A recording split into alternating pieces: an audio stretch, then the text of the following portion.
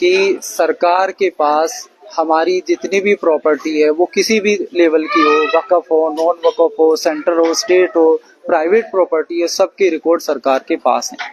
अगर सरकार रैशनली काम करना चाहती है तो वो रिकॉर्ड बंदा ही अवेलेबल कराए, आप आइडेंटिफाई करा दो।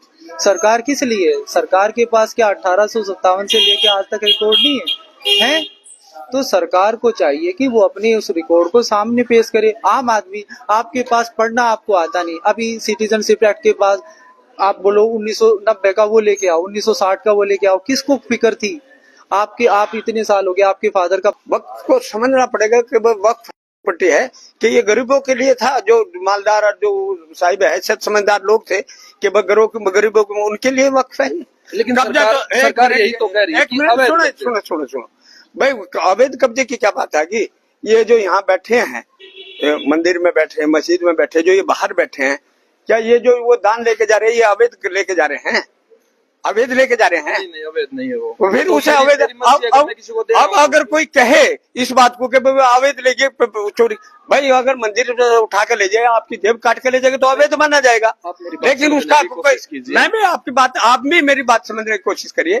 सरकार ने अब जिला कलेक्टर को ये अधिकार दिया गया कि भाई वो इस संपत्ति को, जो वक्फ बोर्ड की संपत्ति है या गवर्नमेंट की संपत्ति है, वो इनको चिन्हित करेगा कि कौन सी संपत्ति वक्फ बोर्ड की है और कौन सी संपत्ति राज्य सरकार की है। आपको पता है सर्वे कमीशन वक्फ बोर्ड एक्ट में पहले से रखा है, डिप्टी कमिश्नर से ज्यादा पावर उसको के पास थी, वो पावर ट्रांसफर की जा रही है। आपने देखा है एक डिस्ट्रिक्ट को मैनेज करना बहुत बड़ी हेडक होती है। पहले से ही उस बंदे के पास जो भी रेस्पेक्टिव ऑफिसर होता है, काम नहीं, इतना सादा बर्डन है डेवलपमेंट को लेके, लॉ एंड ऑर्डर को लेके, ऊपर से आप एडिशनल वर्कलोड उसको बढ़ा रहे हो। जब ऑलरेडी वक्फ एक्ट में सर्वे कमीशन को रखा गया था तो उसको क्यों हटाया गया? वो है ना। सरकार जो ये अब फैसला लेने जा रही है कि भाई वक्फ बोर्ड में अब गैर मुस्लिम भी शामिल किए जाएंगे, तो उससे कितना सहमत हो आप? इस बात से भी हम सहमत नहीं है। अभी हमारे प्रधानमंत्री जी की कॉल है वन नेशन वन लॉ। क्या मुसलमानों के ही पास इलीगल एक्टिविटी हो रही है इस तरह की संपत्ति में? अभी कल की स्पीच कपिल सिब्बल जी, जो माननीय एमपी भी हैं पार्लियामेंट में, उन्होंने बताया साउथ इंडिया के 4 स्टेट के मंदिरों के पास 10 लाख एकड़ से ज्यादा जमीन है और पूरे इंडिया के वक्फ बोर्ड के पास 6 लाख एकड़ है। वहां पे सरकार कोई इस तरह का मैकेनिज्म नहीं बना रही है जहां 10 लाख, 4 स्टेट का बता रहा हूँ, नॉर्थ इंडिया का तो उन्होंने ऐड ही नहीं किया। 4 स्टेट के पास 10 लाख से ज्यादा एकड़ संपत्ति पड़ी है मंदिरों के पास, उनकी अपनी संपत्ति है। उस पे सरकार कोई भी गवर्नमेंट एम्प्लॉय को या किसी भी गवर्नमेंट मैकेनिज्म में संशोधन नहीं करे। जब आपकी कॉल है कि एक देश एक कानून, तो क्यों मुसलमानों के साथ ही ऐसा किया जा रहा है? दूसरे सिख धर्मों में देख लो, गुरुद्वारा प्रबंधक कमेटी है, कितने नॉन मुस्लिम हैं, कितने हिंदूज हैं, कितने क्रिश्चियन हैं। क्रिश्चियनों की भी अपनी मिशनरीज होते हैं, उनमें कितने हिंदू समाज के लोग हैं, कितने मुस्लिम समाज के लोग हैं। यहाँ क्यों ऐड किया जा रहा है? अगर करप्ट प्रैक्टिस हो रही है, सरकार के पास सभी इंटेलिजेंस है, उनकी पुलिस मैकेनिज्म है, उनके अपने अपॉइंटेड ऑफिसर्स हैं, तो करप्शन उन्हीं के अंदर से आता है। पब्लिक को भी करप्शन ऑफिशियल करने के लिए मजबूर करता है। विपक्ष के नेता ये कह रहे हैं कि भाई सरकार की मंशा ठीक नहीं है, वो मुस्लिम समुदाय की जो संपत्तियां, ईदगाह है, कब्रिस्तान है, मस्जिदें हैं, उन पर कब्जा करने की कोशिश है सरकार की। इस बात से कितना सहमत है? देखो, विपक्ष के नेताओं का अपना अपोज करने का अपना राइट है, ठीक है, क्योंकि अब विपक्ष में होने का मतलब ही क्या है? सरकार की पॉलिसी को नकारना। हमारा मानना है जिस तरीके से देश में जो प्रक्रिया चल रही है, वहाँ एक आम मुसलमान अपने आप को थोड़ा सा असहमत, ऐसा महसूस करता है। तो कहीं ना कहीं हम मीडिया ने भी इस तरह को बहुत गलत नजरिए से पेश करने की कोशिश की है। मीडिया का बड़ा रोल है, क्योंकि उसने जो डेमोक्रेसी का 4th पिलर कहा जाता है, उसका अपना अच्छा से रोल प्ले नहीं किया है। आम जन के लोगों में, आम मुस्लिम जन में यही एक अवधारणा पैदा की जा चुकी है कि हमें खतरा है, हमें ये हो जाएगा, जबकि ऐसा कुछ नहीं है। क्योंकि यहाँ पे एजुकेशन, सरकार दूसरे कानूनों पे जोर दे रही है। एजुकेशन में माइनॉरिटीज को कुछ स्कॉलरशिप मिलती थी, वो बंद। हज करने के लिए कुछ लोग जाते थे, उसके लिए कुछ डिस्काउंट था, वो बंद। तो लोग अपने आप इनसिक्योर फील करेंगे। वो कहेंगे कि भाई हाँ, अगर ये हुआ तो ये चला जाएगा, इसमें क्या है। जब आप समझा नहीं पा रहे हो तो आप में कमी है। आप मुझसे ज्यादा जानते हो तो आप मुझे समझाओगे ना, आप मुझे समझा नहीं पा रहे हो तो इनसिक्योर लेकिन फील करेंगे। कई जगह देश के मुस्लिमों ने इसका स्वागत भी किया, जश्न मनाया गया कि इस तरह का बिल पास हुआ तो वक्फ बोर्ड में इसका फायदा मिलेगा। वो हमारी आरएसएस की मुस्लिम राष्ट्रीय मंच है, उसमें क्या किया। मैं इतना बड़ा हो गया हूँ, मैंने यूपीएससी की भी प्रिपरेशन की है। अब तक एक मुसलमानी टर्म दी उन्होंने, क्या नाम दिया है मुझे आ नहीं रहा है। इन्होंने कहा कि ये अशरफ मुस्लिम है, ये थोड़ा लोअर क्लास के मुस्लिम है। उन्होंने क्या किया, उस सेक्ट को वो प्रमोट कर रहे हैं ताकि डिवाइड करो और सत्ता पे अधिकार रखो। ऐसा बिल्कुल भी नहीं है। अब जिसके इंटरेस्ट, जो सत्ता चाहता है, जो अपने आप को कुछ पोस्ट चाहता है, ये चाहता है, तो वो सरकार के तो तरफ जाएगा ही बंदा, चाहे वो मुस्लिम हो। जिसको अपने इंटरेस्ट सर्वोपरि हैं, वो सरकार से मतलब नहीं, उनको अपने इंटरेस्ट से मतलब है। कांग्रेस करती तो वो उसके साथ हो जाते। हम बीजेपी के खिलाफ नहीं, हम कानून के खिलाफ हैं। ये कानून पास नहीं होना चाहिए। धारा 40 इस कानून के तहत हटाई गई है, जिसमें ये साफ तौर पर था कि भी मुसलमान जो है वो वक्फ बोर्ड की कोई भी संपत्ति है उसको घोषित करने के लिए कोर्ट में जाकर खड़े हो सकते थे। लेकिन अब ऐसा कुछ नहीं है। अब वो अपनी संपत्ति को घोषित करने के लिए कहीं भी कोई भी अपील नहीं डाल पाएंगे। तो आप बताओ, क्या आपसे एक अधिकार छीन लिया गया? अब मैं सरकार, मान लो मैं एक किसी भी एडमिनिस्ट्रेटिव ऑफिसर में जाता हूँ और वो बोलते हैं नहीं आपका नहीं है, तो मेरे पास कोर्ट का अधिकार था, वो ट्रिब्यूनल का अधिकार था, वो मुझसे छीन फिर लिया आपके जाएगा। पास कोई राइट तो नहीं रहा। लेकिन जब आपके पास कोई प्रूफ है तो आप उस प्रूफ को एडमिनिस्ट्रेशन को दिखाओ कि भाई हमारे पास ये प्रूफ है। जब 2005 में ताजमहल को वक्फ बोर्ड की संपत्ति घोषित किया गया कि भाई ये वक्फ बोर्ड की संपत्ति है, उस पे कब्जा करने के लिए वक्फ बोर्ड ने, तो साफ तौर पर कोर्ट ने ये माना कि अगर आपके पास कोई ऐसा अथॉरिटी लेटर है कि भाई ये वक्फ बोर्ड की सही मायने में संपत्ति है तो आप वो कोर्ट में दिखाएं। देखो, लेकिन वो ताजमहल नहीं दिखा पाए। क्या ब्रीफिंग है उसका नॉलेज मेरे पास नहीं है, क्या कुछ हुआ था। लेकिन मेरा मानना है कि सरकार के पास हमारी जितनी भी प्रॉपर्टी है, वो किसी भी लेवल की हो, वक्फ हो, नॉन वक्फ हो, सेंटर हो, स्टेट हो, प्राइवेट प्रॉपर्टी है, सबके रिकॉर्ड सरकार के पास है। अगर सरकार रैशनली काम करना चाहती है तो वो रिकॉर्ड बंदा ही अवेलेबल कराए। आप आइडेंटिफाई करा दो। सरकार किस लिए? सरकार के पास क्या 1857 से लेके आज तक रिकॉर्ड नहीं है? तो सरकार को चाहिए कि वो अपने उस रिकॉर्ड को सामने पेश करे। आम आदमी, आपके पास पढ़ना आपको आता नहीं, अभी सिटीजनशिप एक्ट के पास आप बोलो 1990 का वो लेके आओ, 1960 का वो लेके आओ, किसको फिक्र थी? आप इतने साल हो गए, आपके फादर का बर्थ सर्टिफिकेट है? नहीं होगा। किसको पता था कि ये डिमांड होगी? तो लोग 74% से भी कम लोग लिटरेट हैं देश में, और उसमें से अगर मुस्लिम पॉपुलेशन का अलग से आइडेंटिफाई किया जाए तो मुझे लग रहा है 30 से 40% ही लोग लिटरेट होंगे। तो कैसे आप एक्सेप्ट कर सकते हो कि उनके पास कोई रिवेन्यू रिकॉर्ड होगा? जो इस कानून को लेकर कई जगह कल विरोध प्रदर्शन हुए हैं, आगजनी की घटना हुई है पश्चिम बंगाल में, गुजरात में, पंजाब में, ये कहाँ तक सहमत हो कि ये ठीक है? आगजनी नहीं होनी चाहिए। हमारा देश है, सारी संपत्ति हमारे भाई की है, हमारी है, अपनी है, देश की संपत्ति है। हमारा मानना है कि जो भी मुस्लिम समाज की संस्थाएं हैं, ऑर्गेनाइजेशन है, वो पीसफुल प्रोटेस्ट करे ताकि हम सरकार तक अपना मैसेज दे पाए। देश हमारा है, कोई भी वायलेंट प्रोटेस्ट नहीं होनी चाहिए, अहिंसा नहीं होनी चाहिए, हिंसा नहीं होनी चाहिए, क्योंकि देश हमारा है, हम देश के नागरिक हैं।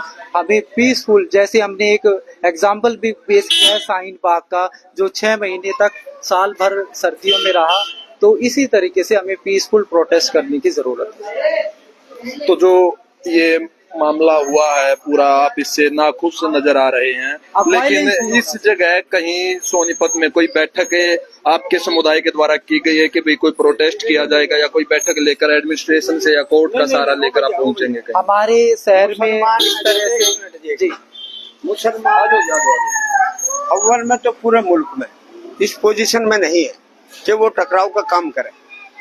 जी, नाराजगी का दर्द है मुझे, मैं जाहिर कर सकता हूँ। जो मेरे दर्द है तो दर्द को तो बताऊंगा कि मेरा फला जगह दर्द है जी। तो मुसलमान यहाँ इस पोजीशन में नहीं है कि वो सड़कों पे उतर आए, और ना हम इसके हक में हैं। प्रोटेस्ट का जो है वो बड़े लोग कर रहे हैं, और यहाँ तो कोई अभी ऐसी बैठक हुई और ना उम्मीद है, साफ सी बात। हाँ अलबत्ता एक बात है जरूर, जो बहुत ही शुरू में वो बात कहनी चाहिए, वक्त को समझना पड़ेगा कि वक्त प्रॉपर्टी है कि ये गरीबों के लिए था, जो मालदार और जो साहिब हैसियत समझदार लोग थे कि गरीबों को उनके लिए वक्फ है। लेकिन सरकार यही तो कह रही है कि सुनो भाई, अवैध कब्जे की क्या बात है कि ये जो यहाँ बैठे हैं, मंदिर में बैठे हैं, मस्जिद में बैठे, जो ये बाहर बैठे हैं, क्या ये जो वो दान लेके जा रहे हैं ये अवैध लेके जा रहे हैं? अवैध लेके जा रहे हैं? नहीं अवैध नहीं है वो। फिर उसे अवैध अब अगर कोई कहे इस बात को कि अवैध लेके चोरी, भाई अगर मंदिर उठा के ले जाए, आपकी जेब काट के ले जाएगा तो अवैध माना जाएगा। लेकिन उसका मैं भी आपकी बात, आप भी मेरी बात समझने की कोशिश करिए कि भाई जब आदमी ने किसी ने दान दिया है तो ये भी कोई जरूरी नहीं कि वो आपको दिखा कर दे या सरकार को बताए कि इतना मैंने दे दिया। मैं आपकी बात समझ चुका हूँ, सहमत हूँ आपकी बात से, लेकिन जो मैं बात कहना चाहता हूँ वो ये है कि भाई सरकार ये लगातार दावा कर रही है कि वक्फ बोर्ड की जमीनों पे, वक्फ बोर्ड की जमीनों पर जो अवैध कब्जे कर रखे हैं उनको छुड़वाने का काम सरकार करेगी। एक बात बताओ, जितने अवैध कब्जे हैं सरकार के दुनिया में, भाई लोगों के आपसी मुकदमे चल रहे, भाई का भाई ने दबा रखा, उसने उसका दबा रखा, किसी ने जैसा कि मैंने पहले भी कहा कि बस वो जो है पंचायत की जमात दबा रखी, कमेटी की दबा रखी, क्या वे सारे छूट चुके? कुछ मामले कोर्ट में विचाराधीन। हाँ कोई विचाराधीन, क्यों वे सारे निमट गए कि भाई इसकी कहा गया।